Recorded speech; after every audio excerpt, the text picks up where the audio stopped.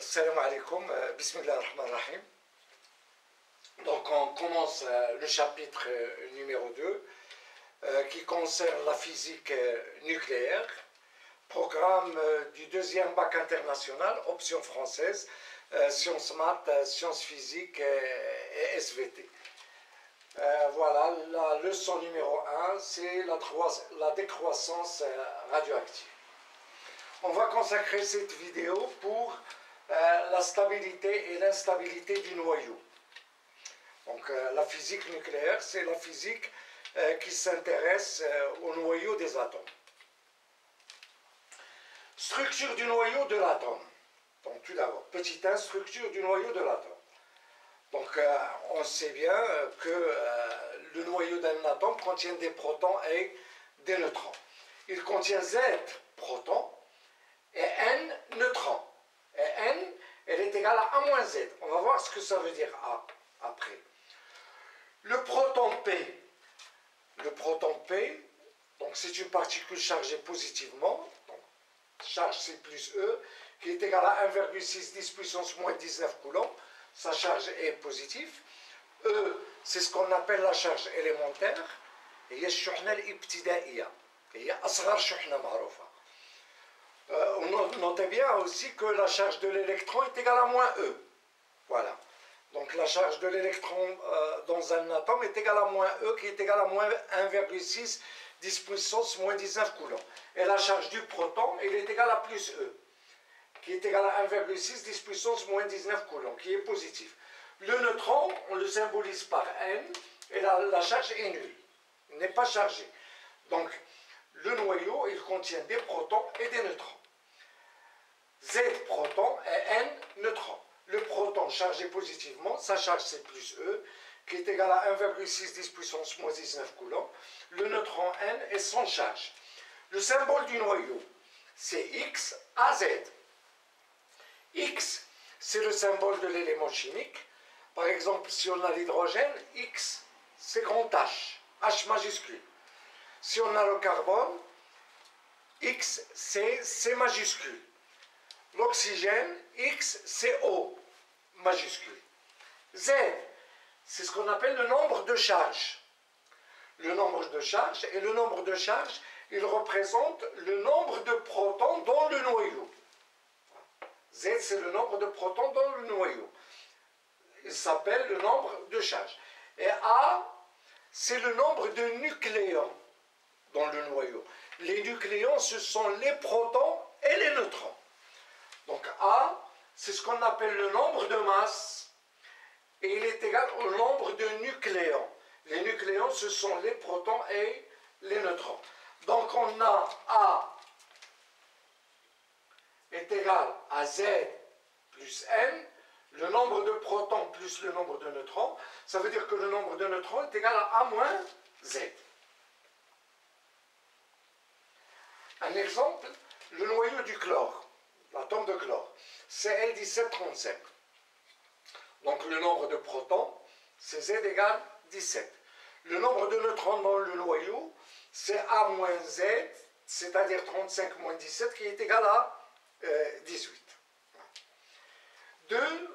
On va voir ce que ça veut dire les nucléides et les isotopes. Tout d'abord pour l'élément chimique. Pour l'élément chimique, donc par exemple, si on a l'élément chimique, l'hydrogène, donc X c'est H, l'oxygène X c'est O. Mais ce qui détermine l'élément chimique, ce n'est pas le nombre A, c'est le nombre Z. Par exemple, si Z égale à 1, on sait que X c'est H, c'est l'élément hydrogène. Si Z égale à 8, c'est O, l'oxygène. Si Z égale à 17, c'est le chlore. X c'est L. Donc ce qui détermine l'élément chimique, c'est Z. C'est-à-dire le nombre de protons dans le noyau.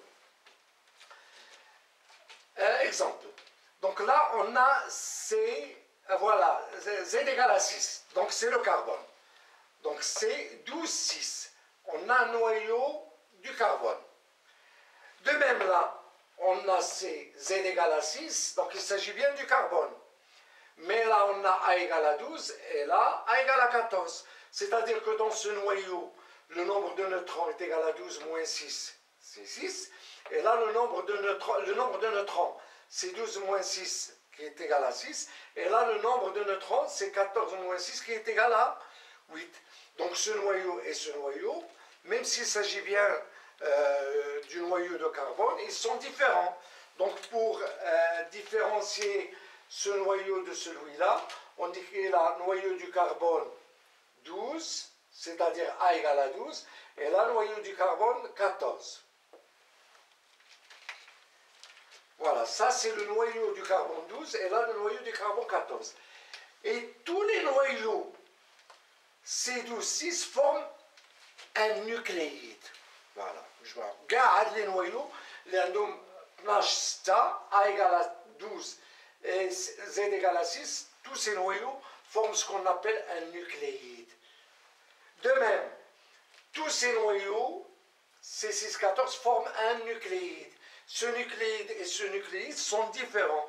Donc on parle du nucléide, le carbone 12, et là le carbone 14. Donc, C6-12 ou C6-14, il représente le noyau du carbone 12, ou il représente le noyau du carbone 14, comme il peut représenter le nucléide carbone 12 et le nucléide carbone 14. Donc, le noyau du carbone 12 ou là le nucléide carbone 12. De même, C14-6, c'est un nucléide ou bien un noyau. Donc, les nucléides C12-6 et C14-6 sont différents. Donc, même s'il s'agit bien du carbone, donc on dit qu'ils représentent des isotopes du carbone. Donc, les isotopes, ce sont les nucléides qui ont le même nombre de charges Z et qui diffèrent par le nombre de masse A. C'est-à-dire que les noyaux des atomes diffèrent par le nombre de neutrons. Un autre exemple. Les nucléides voilà, ça c'est l'uranium. L'uranium 235 et l'uranium 238 sont des isotopes de l'uranium. Là, dans le noyau de l'uranium 235, le nombre de neutrons c'est 235 moins 92. Et là, le nombre de neutrons dans le noyau c'est 238 moins 92. Donc là, on a deux isotopes d'uranium. Donc ces deux nucléides, ou bien ces deux noyaux, si vous voulez, ça représente deux noyaux ou deux nucléides. Voilà, ils représentent des isotopes d'uranium. Petit 3, la radioactivité. Donc, certains noyaux gardent leur structure, voilà, gardent en permanence leur structure inchangée. La structure en permanence, c'est-à-dire donc certains noyaux gardent en permanence leur structure, on dit qu'ils sont stables. D'autres noyaux se transforment. Les noyaux donc d'autres noyaux se transforment en émettant des radiations. Ces noyaux donc instables sont appelés des noyaux radioactifs. Pourquoi on dit des noyaux radioactifs? Parce qu'ils émettent des radiations. Donc, certains noyaux gardent en permanence leur structure, on dit qu'ils sont stables. D'autres noyaux se transforment en émettant des radiations. Ces noyaux donc instables sont appelés des noyaux radioactifs. On parle aussi de nucléides radioactifs. Donc la définition de la radioactivité. La radioactivité est une transformation naturelle, spontanée, imprévisible dans le temps, réellement dans laquelle un noyau instable se transforme en un noyau plus stable en émettant une radiation. Donc la radioactivité, c'est une transformation naturelle,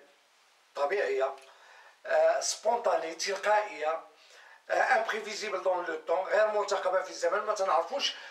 le noyau voilà, donc spontané, imprévisible dans le temps, dans laquelle un noyau instable se transforme en un noyau plus stable en émettant une radiation. C'est pour ça qu'on appelle ce phénomène la radioactivité. Donc le diagramme de Segré. Le diagramme de Segré,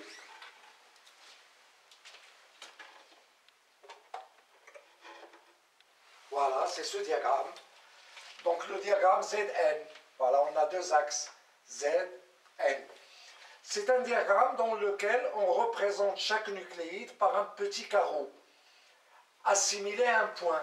Donc on a là des petits carreaux qu'on peut considérer comme des points. Et la projection de ce point sur les deux axes, ça nous donne par exemple ce point, ça nous donne Z égale, voilà, Z, et là ça nous donne N.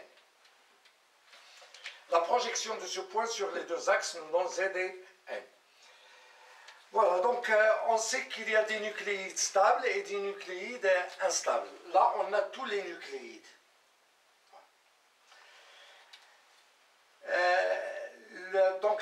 Voilà, il y a des nucléides stables. Les nucléides stables, ce sont ces nucléides-là en noir. Voilà, jusque-là. Voilà, là en noir, nucléides stables. Bon, pour ces nucléides stables, jusqu'à Z inférieur à 20. Donc jusqu'à Z inférieur ou égal à 20. La zone de stabilité coïncide avec cette droite. La droite n égale à Z. Donc pour Z inférieur ou égal à 20, la zone de stabilité coïncide avec la droite n égale Z. Et pour Z supérieur à 20, la zone de stabilité ne coïncide plus avec cette droite et il se trouve au-dessus, foc, au-dessus de la droite n égale à Z. Voilà la zone de stabilité. Donc Z supérieur à 20, la zone de stabilité au-dessus de la droite n égale à Z. Et en dehors de cette zone de stabilité, les nucléides sont radioactifs. هادو بوحدهم اللي stable, les en noir. الآخرين هادو اللي en bleu, ولا هادو اللي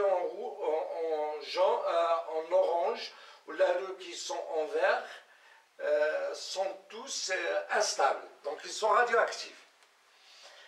Donc, les بالكحل, ce sont des nucléides stables. En bleu, ce sont des nucléides instables. وهاد les nucléides هادو باش كيتميزوا بفائض ديال النيوترونات بالنسبه لا زون دو ستابيليتي. Voilà, parce que là c'est N et là c'est Z. هادو عندهم plus de neutrons. Voilà, ils ont plus de neutrons que la zone de stabilité. هادو les en bleu, ce sont des nucléides instables, ils donnent la radioactivité β-. On va voir ça après. وغادي نشوفوا حتى علاش هادو اللي فوق la zone de stabilité, ils sont تعطيونا la radioactivité β-. Ça on va le voir. هادو اللي en orange, ce sont des nucléides instables parce qu'ils sont en dehors de la zone de stabilité. Ils nous donnent la radioactivité β+. On va voir après ce que ça veut dire la radioactivité β+. Ça on va le voir. وغادي نشوفوا حتى علاش هادو اللي تحت من لا زون دو ستابيليتي ils sont تعطيونا la radioactivité β-. On dit que ce sont des radionucléides β+. Voilà, des تعطيونا la radioactivité β+. On dit qu'ils sont des radionucléides β+. Voilà, les nucléides en vert là, ce sont des nucléides lourds. Des nucléides lourds, تعطيونا la radioactivité alpha. Ils sont en dehors de la zone de stabilité où تعطيونا la radioactivité alpha. Il nous reste